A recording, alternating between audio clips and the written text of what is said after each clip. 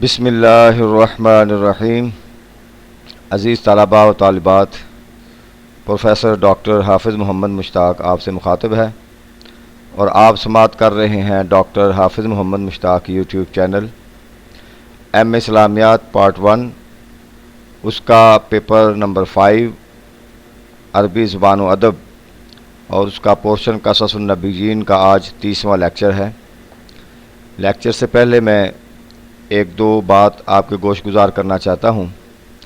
میں پہلے بھی آپ کو یہ بات باور کروا چکا ہوں کہ یہ چینل آپ کا چینل ہے، اس کی پروموشن آپ نے کرنی ہے، اس کو بہتری کی طرف آپ نے لے کر جانا ہے۔ میں جہاں تک ممکن ہو سکتا ہے لیکچرز آپ کے لیے اپلوڈ کرتا ہوں، اور بعض لیکچر ایسے بھی ہوتے ہیں جس کے لیے کم سے کم 1 سے 2 دن تیاری کے لیے لگتے ہیں۔ تو یہ سارا کچھ آپ کے لیے کر رہا ہوں کہ آپ لوگ گھر میں بیٹھ کر اس کی تیاری کر لیں، لیکن یہ چینل جو ہے وہ دن بدن اپ گریڈ ہونے کی بجائے وہ لو ہو رہا ہے، اور اس کا واچ ٹائم جو ہے وہ بہت سلو جا رہا ہے، جو کہ اس پر بہت نیگیٹو ایفیکٹ ہوگا۔ تو اگر آپ لوگ کیا کرتے ہیں کہ اس کو لیکچر کو ڈاؤن لوڈ کر لیتے ہیں اور یوٹیوب پر نہیں سنتے، تو اس میں چینل کو بالکل فائدہ نہیں ہوتا۔ تو دیکھیں، آپ کم سے کم اس چینل کو تو فائدہ دیں، اور کم سے کم 1 دفعہ یا 2 دفعہ ہر لیکچر کو یوٹیوب میں سنا کریں، اس کے بعد بے شک اس کو ڈاؤن لوڈ کر لیں، کیونکہ اگر آپ یہ چینل آگے نہیں چلے گا تو ظاہر ہے پھر میں بھی ڈس ہارڈ ہوں گا، اور پھر آگے لیکچر کا سلسلہ بھی شاید نہ چل سکے۔ تو اس پر بھی آپ تھوڑی سی توجہ کریں کہ آپ لیکچر کو ڈاؤن لوڈ بے شک کریں، مگر اس کو آن لائن بھی سنا کریں، اس کو یوٹیوب پہ 1-2 دفعہ سن کے اس کے بعد ڈاؤن لوڈ کر لیا کریں، تو تاکہ یہ جو ہے نا اس کا واچ ٹائم جو ہے وقت کے ساتھ ساتھ وہ مکمل ہو سکے۔ تو یہ ایک بات میں نے آپ سے کرنی تھی، اور اس کو آگے شیئر بھی کیا کریں۔ تو آئیے لیکچر کی طرف چلتے ہیں۔ حضرت عیسیٰ علیہ السلام کو یہود نے جب آپ نے ان کو دعوت دی تو انہوں نے حضرت عیسیٰ علیہ السلام کو گرفتار کر لیا، اور عیسیٰ علیہ السلام کو اپنے لیے خطرہ محسوس کرنے لگے۔ تو اسی بات کو جب وہ پھر حکام کے پاس لے کر گئے اور ان کی عدالت میں لے کر گئے، تو وہاں کیا معاملات ہوئے، تو اس کے بارے میں یہ لیکچر ہے۔ وَهُوَ خَطْرٌ عَلَى الدَّوْلَةِ، کہ وہ عیسیٰ علیہ السلام جو ہیں وہ دولت کے لیے، یعنی کہ بادشاہت کے لیے، حکومت کے لیے، سلطنت کے لیے بہت بڑا خطرہ ثابت ہو سکتے ہیں۔ اس لیے لا يخضع لنظام ولا يتقید بقانون۔ خضع یخضع کا مطلب ہوتا ہے جھکنا، وہ کسی نظام کے سامنے نہیں جھکتے، مطلب یہ ہے وہ کسی نظام کو نہیں مانتے۔ یہ یہود کا حضرت عیسیٰ علیہ السلام کے متعلق جو پوائنٹ آف ویو تھا وہ بیان کر رہے ہیں۔ ولا یتقید بقانون، اور اپنے آپ کو کسی قانون کے تابع نہیں کرتے، کسی قانون کے قید میں نہیں لاتے۔ ولا يعظم عظیما ولا يقدس قدیما، نہ کسی عظیم کو عظیم مانتے ہیں، نہ کسی قدیم کو پاک مانتے ہیں، اس کی تقدیس کرتے ہیں۔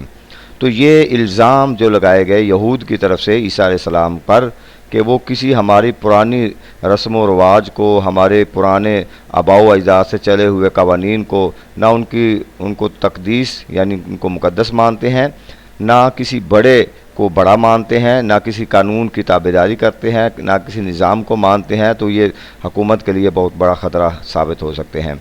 اور آگے وہ کہتے ہیں وَهُوَ رَجُلٌ ثَوْرِيٌّ، اور وہ باغی، ثوری کا انقلابی شخص کو ویسے کہتے ہیں، لفظ ثوری انقلاب کو کہتے ہیں، تو وہ ایک انقلابی شخص یعنی باغی شخص ثابت ہو سکتے ہیں۔ اور اس کے بعد اذا لم یکف شرہ فانہ یتفاقم، کہ اگر کفا یکف کا مطلب روکنا، اذا لم یکف جب اگر نہ روکا گیا، شر ان کا شر اس کو نہ روکا گیا، فانہ یتفاقم تو وہ تباہی لائے گا۔ یعنی حضرت عیسیٰ علیہ السلام کے متعلق کہتے ہیں کہ ان کی تبلیغ اور وعظ و نصیحت کو اگر نہ روکا گیا، جس کو وہ شر کہہ رہے تھے، تو وہ ان کے نزدیک وہ ہمارے لیے یعنی یہود کے لیے بہت بڑی تباہی لائے گا۔ ولا تستصغر الشرارۃ مہما کانت تافہۃ، کہتے ہیں تستصغر، تستصغر کا مطلب ہوتا ہے چھوٹا، صغیر سے نکلا ہے۔ شرارے کو، اس شرارے کو چھوٹا نہیں سمجھنا چاہیے۔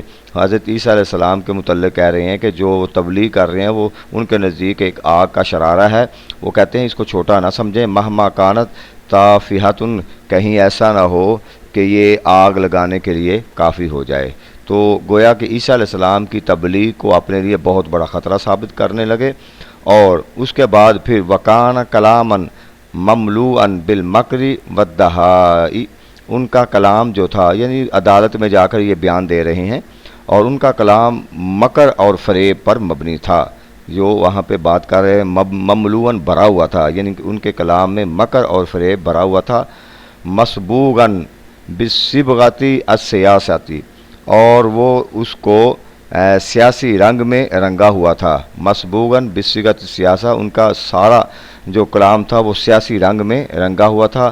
وکانوا یعرفون، اور وہ جو جانتے تھے، ان الجانب دینی، کہ جو دینی معاملہ ہے، لا یثیر الحکام ولا یہیجہم، کہ اگر ہم حکام کو یعنی عدالت میں جا کر عیسیٰ علیہ السلام کے صرف دینی معاملات بتائیں گے تو اس سے لا یثیر الحکام ولا یہیجہم، نہ تو یہ حکام کو ابارے گی چیز اور نہ ہی ان کو بھڑکائے گی۔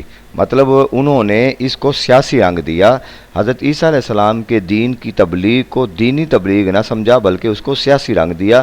اس لیے انہوں نے کہا کہ ہم نے اگر ان کو دینی معاملات کے حوالے سے پیش کیا تو اس سے جو ہمارے حکام ہیں ان پر کوئی اثر نہیں پڑے گا۔ فقد کان من سیاستہم اللہ یتدخلوا فی امور یہود الدینیہ، اس لیے وہ کہتے ہیں کہ جو سیاسی معاملات ہیں، یتدخلوا، وہ مداخلت نہیں کرتے، فی امور الیہود الدینیہ، جو یہود کے امور تھے، دینی امور، اس میں ان کے سیاسی معاملات جو تھے وہ مداخلت نہیں کرتے تھے۔ مطلب ان کے دین کے معاملے میں سیاست الگ تھی اور دینی معاملات الگ تھے، اور دین کو وہ اتنی زیادہ اہمیت نہیں دیتے تھے، سیاسی معاملات کو اہمیت دیتے تھے۔ اس لیے حضرت عیسیٰ علیہ السلام کے متعلق جتنے الزامات انہوں نے لگائے وہ سارے سیاسی تھے کہ ہماری حکومت کے لیے، ہمارے نظام کے لیے، ہمارے قانون کے لیے یہ خطرہ ثابت ہو سکتے ہیں۔ یہ نہیں کہا انہوں نے کہ ہمارے دین کے لیے خطرہ ثابت ہو سکتے ہیں، اس لیے کہ اگر یہ کہتے تو پھر وہ حکام اور جو ان کے بادشاہ تھے ان پر اثر نہ پڑتا۔ وَلِذَلِكَ خَلَطُ الْكَلَامَ بِالسِّيَاسِيَّةِ، اس لیے انہوں نے کلام کو سیاسی رنگ دیا، سیاست کے ساتھ ملا دیا۔ تو یہ جا کر انہوں نے پیش کیا۔ وَكَانَ من الصعب ان يتحقق الحکام اجانب المشرکون حقیقت الامر، اسی طریقے سے کہتے ہیں کہ کان من الصعب، مشکل کام تھا، ان یتحقق، حقق یحقق کو ثابت کرنا، الحکام کے سامنے یہ بات کو ثابت کرنا، الاجانب جو بیرونی مشرک تھے، حقیقت الامر معاملات کی حقیقت کو، یعنی جو باہر سے مشرک حکام آئے ہوئے تھے ان کے سامنے عیسیٰ علیہ السلام کی غلط بیانی یا عیسیٰ علیہ السلام کے بارے میں غلط جو رویہ پیش کر اس کو ثابت کرنا یہ مشکل تھا، اس لیے وہ حقیقت کو جانتے تھے۔ وَيَعْرِفُوا، اور وہ جانتے تھے اغراض الیہود، یہودیوں کے اغراض و مقاصد کیا ہیں، وہ جو حکام تھے جن کے سامنے یہ بیان کر رہے ہیں تو وہ جانتے تھے کہ ان کے اغراض و مقاصد کیا ہیں۔ وَسَبَبَ اِدَائِهِمْ لِلْمَسِیح، اور یہ سبب ہے عیسیٰ علیہ السلام کی، مسیح علیہ السلام کی عداوت کا سبب، وہ یہ جانتے تھے کہ یہود کے مقاصد کیا ہیں، اور یہ ان مقاصد ان کے یہ ہیں کہ عیسیٰ علیہ السلام کے یہ خلاف ہیں، ان سے دشمنی ہے ان کی۔ وَكَانُوا فِي شُغْلٍ شَاغِلٍ عَنْ ذَلِكَ بِالْأُمُورِ الْإِدَارِيَّةِ، اور وہ اپنے معاملات میں تھے جو اپنے روزانہ کے معاملات میں مشغول تھے، دور الادارات، اپنے اداریاتی معاملات، اپنے کاروباری معاملات، اپنے ادارے کے معاملات میں وہ مصروف تھے۔ لیکن ولیکن اشتد الاحاء الیہود، لیکن یہود کی طرف سے جو ہے وہ اصرار بڑھتا گیا، وطال تردہم الیہم، اور ان کا تردد جو تھا وہ طویل طوالت اختیار کرتا گیا۔ فاراد التخلص من هذه القضیۃ التي اصبحت حدیث البلد، پھر انہوں نے ارادہ کر لیا، یعنی حکام نے اس قضیہ، اس معاملے میں تخلص حاصل کرنا، یعنی خلاصی حاصل کرنے کے لیے، التی اصبحت حدیث البلد، جو کہ شر کی بات کی بنیاد بنا ہوا تھا، یعنی ان کو یہ بھی پتہ تھا کہ یہ ساری باتیں شر پر مبنی ہیں، جھوٹ پر مبنی ہیں۔ اصبحت حدیث البلد، یہ سارا کچھ بنا ہوا تھا شر کی بنیاد پر، تو ان کو یہ بھی علم تھا، مگر یہود کے اصرار پر، ان کے تردد پر اور ان کے بھرپور اصرار پر اس کا قضیہ کرنا، اس کا فیصلہ کرنا اور حضرت عیسیٰ علیہ السلام سے خلاصی حاصل کرنا یہ ان کی مجبوری بن چکا تھا۔ تو اگلے لیکچر میں ہم دیکھیں گے کہ پھر کس طریقے سے انہوں نے عیسیٰ علیہ السلام کے بارے میں فیصلہ سنا دیا۔ تو یہ ہے سیدنا عیسیٰ علیہ السلام کی مشکلات اور جو ان پر لگائے گئے الزامات تھے، اور پھر عدالت میں اس طریقے سے ان کے کیس کو پیش کیا گیا اور آخرکار عدالت کی طرف سے ان کو سزا سنوائی گئی۔ تو وہی بات ہے کہ آپ شیئر کریں، اس کو ضرور آن لائن سنیں، اس کے بعد پھر آپ ڈاؤن لوڈ کیا کریں، تاکہ ہمارا چینل جو ہے اس کی پروجیکشن بھی ہوتی رہے، اور اس طرح پھر مجھے بھی انکریجمنٹ ملے گی انشاءاللہ، اور پھر میں آپ کے ہر معاملات جو ہیں، مختلف لیکچر ہیں، اس کو کچھ اسلوبی کے ساتھ میں اپلوڈ کروں گا۔ اللہ تعالی ہمارا حامی و ناصر ہو۔ شکریہ۔